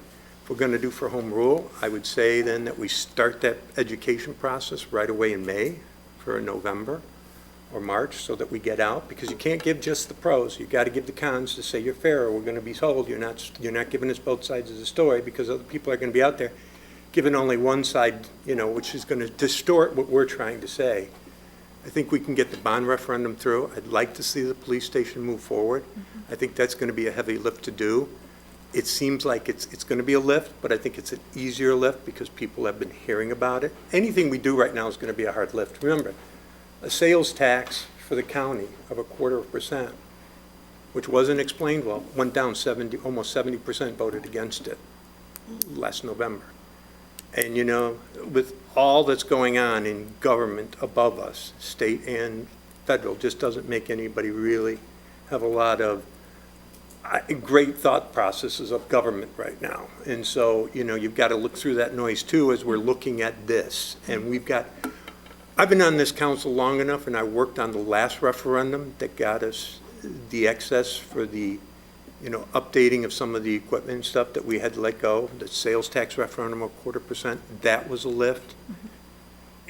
But it went through because we worked at it, and we worked at it for 4 or 5 months. We just didn't work at it right away. I mean, it was something that we were talking about.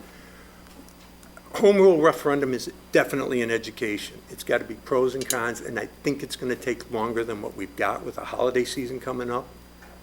And then, you know, early voting starts sometime in February, which really gives us about 6 weeks to do that education process on a whole new, something totally different than just a bond referendum. And I think we go right now is for the bond referendum, and we work hard to explain the home rule referendum and see if we can get that. Again, doing it in November, the bond council, or we're probably going to have to go back and talk to our consultants, you know, when that's the best time to take a home rule referendum up. Yeah. I know. I mean, November may not be the most opportune time. I mean, I personally don't think in March this is going to be a low turnout for vote. I think we're seeing that in some of the races that are happening right now, and some people who go out just to vote are going to vote no, just to vote no, so it's going to be a heavy enough lift.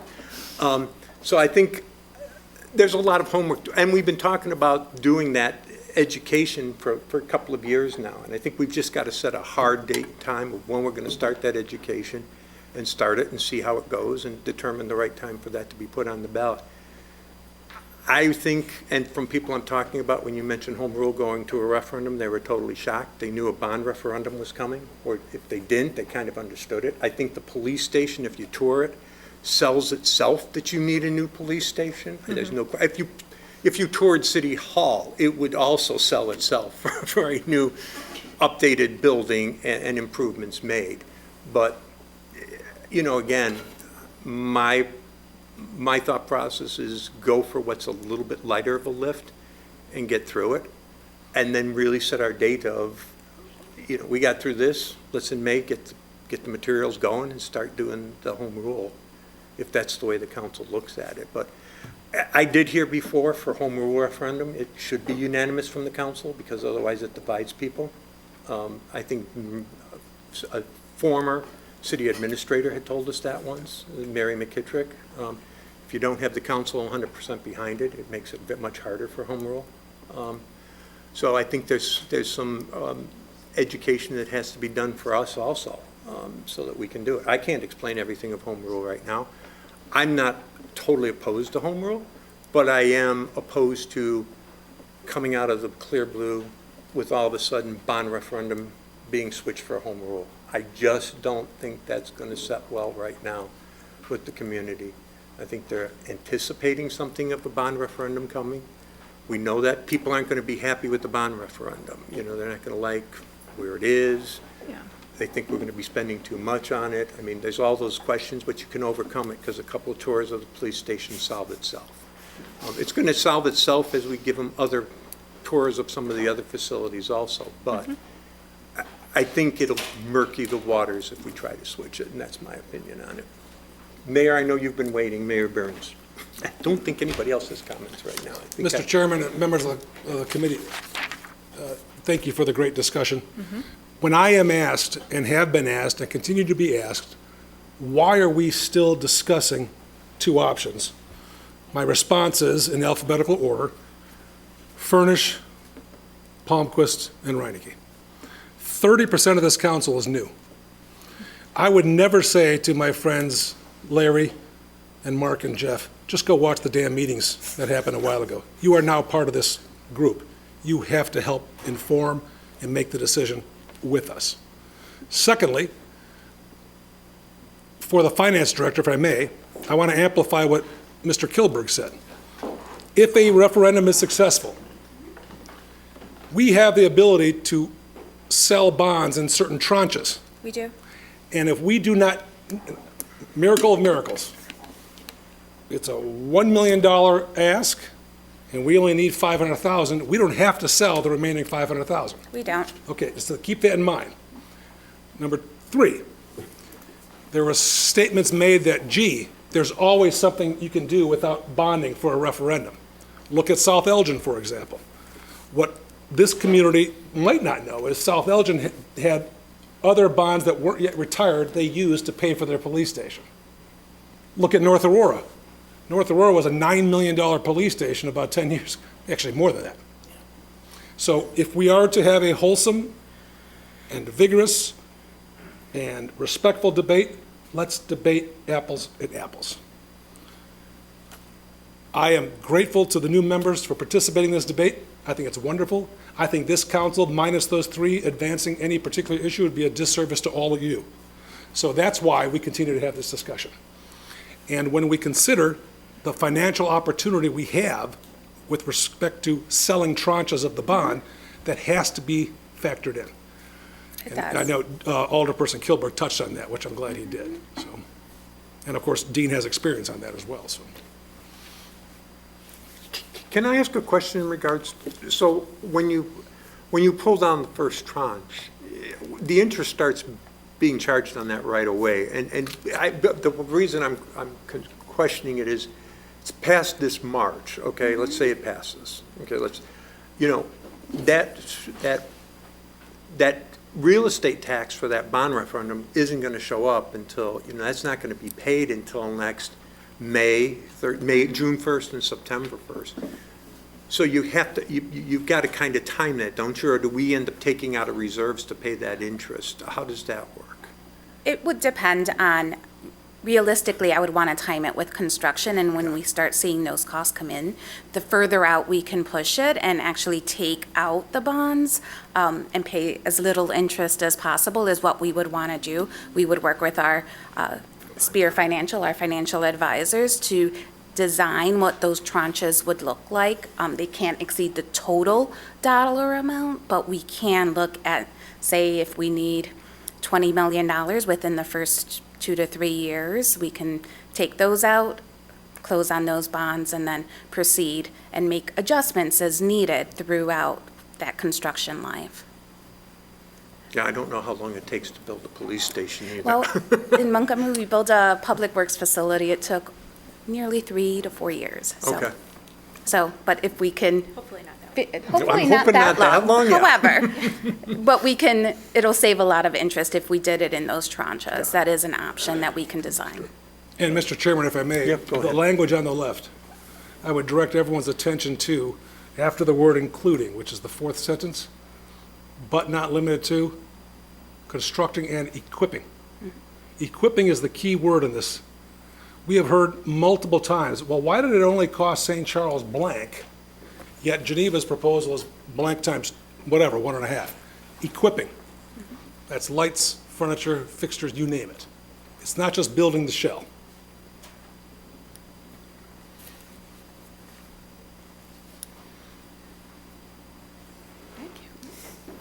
I yield the floor, Mr. Chairman. Thank you very much. Thank you. Any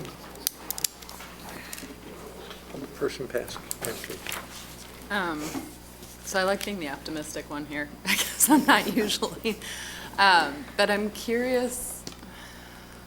I know that we feel like we're on a tight timeline, and I know that that's come up as an issue previously. Things are shifting a little bit. Is there any chance that we could get the consultants' input on timing of referenda? And because I've heard from everybody that they kind of support home rule, but feel uncertain, want more education. I just worry that if we do go with bond referendum and then start talking about home rule right away, that we're going to tank ourselves in doing that, and that getting the consultants' input on timing of referendum, whether it's either or if it even makes sense to just hold off and do the home rule thing in November instead of doing anything in March, rather than trying to do a 1-2 punch. I just think that might be valuable input. Yeah, we can certainly make that ask of them, yes. Alderperson Bauer. Yeah, I have to say, while I do feel like timing is important, I think in the long run, the benefits, not just to the facilities master plan, but to the city as a whole, if we were able to successfully achieve home rule, would be significant enough that while I don't like having vermin and water works in our police station, I would be open to considering having that on the ballot in November. But I guess I am inclined to think that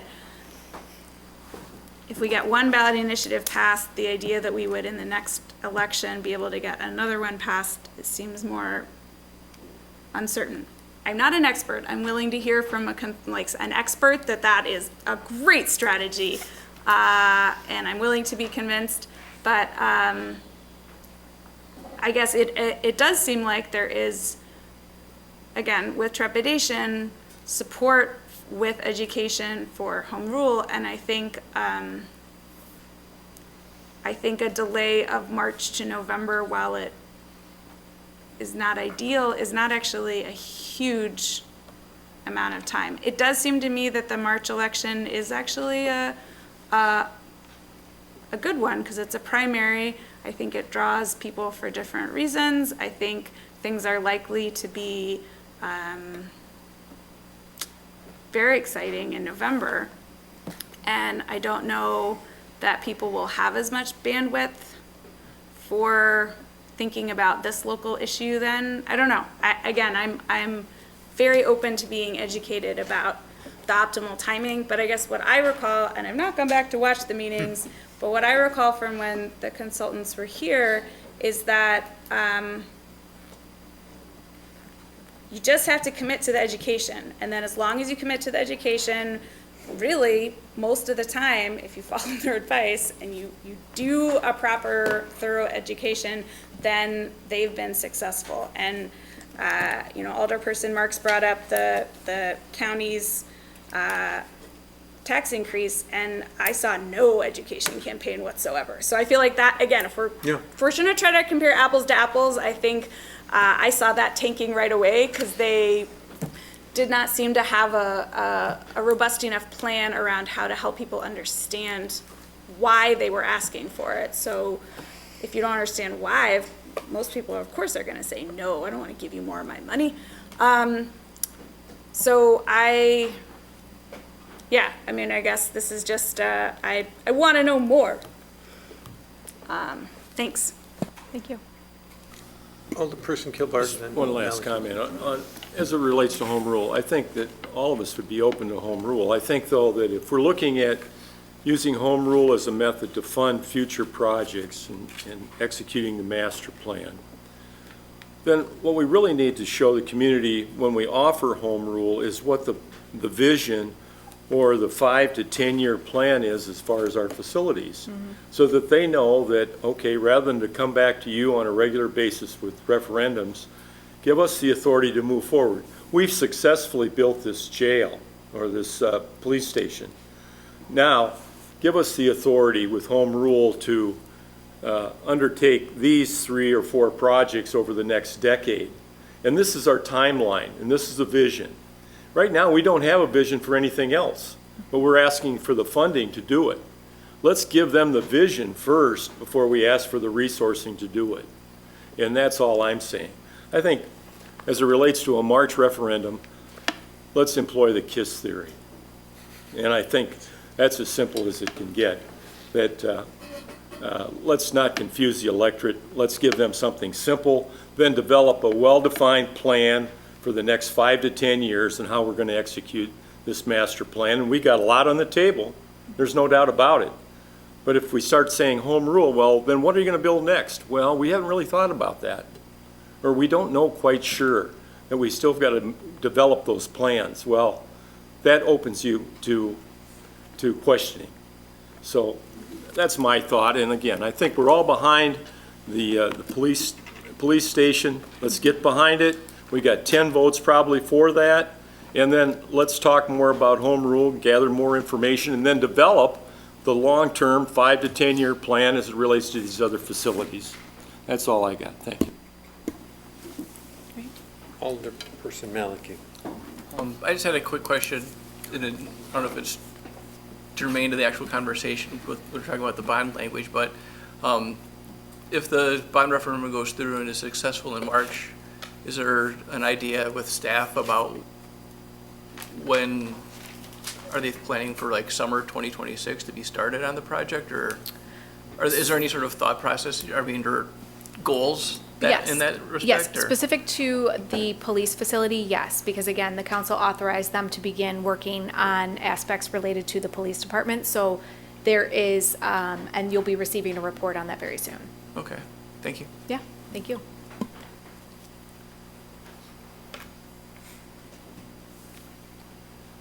It's still a discussion, if anybody else has anything to say. I think we kind of all know where we're all at. I mean, there's a group that say, go for a bond referendum, and there's a group that say, let's just go for home rule. I guess maybe a little more education isn't going to hurt us. Sure. Is what I've got out of it. I guess I'm just trying to make sure that that's the summary that we've gotten, so that you know where to go forward with it. I mean, for the next couple of weeks, I would assume. Yeah. I mean, and if we have to have a special meeting, so be it. I Sure. would think. I think everybody's open to that. Because I think the more and the faster we can start working on the education for either one is better. But, you know, you're right, Dean, I think. I mean, Alderperson Gilbert, we got to have a long-range plan for the home rule. And I just don't think, I think that's going to take a little bit longer time frame and stuff. So I haven't seen, I think he's the only one who's not spoken yet. You. Oh. I haven't seen his hand up. No, my hand wasn't up. I'm simply sitting, taking it in, reflecting. I have a few thoughts. One is, I don't have, being new on council, as you were noting, I don't have a sense of the historical perspective on this and what's happened when the collective we have approached home rule and bond issues in the past. I know there was heat in the last bond referendum, a lot of it. And when I talk with people, I'm hearing wariness about home rule. And I think we've all heard about that too, and the opposition to it. Interestingly, like a number of you, I've gone out and been talking with folks. And the reaction I got was surprising to me, which was, we talked about this.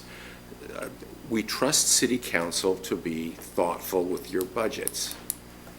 That was really, I mean, we don't like, how would you put it, the volatility of bond issues and referendums where it seems to be dominated by loud voices in social media.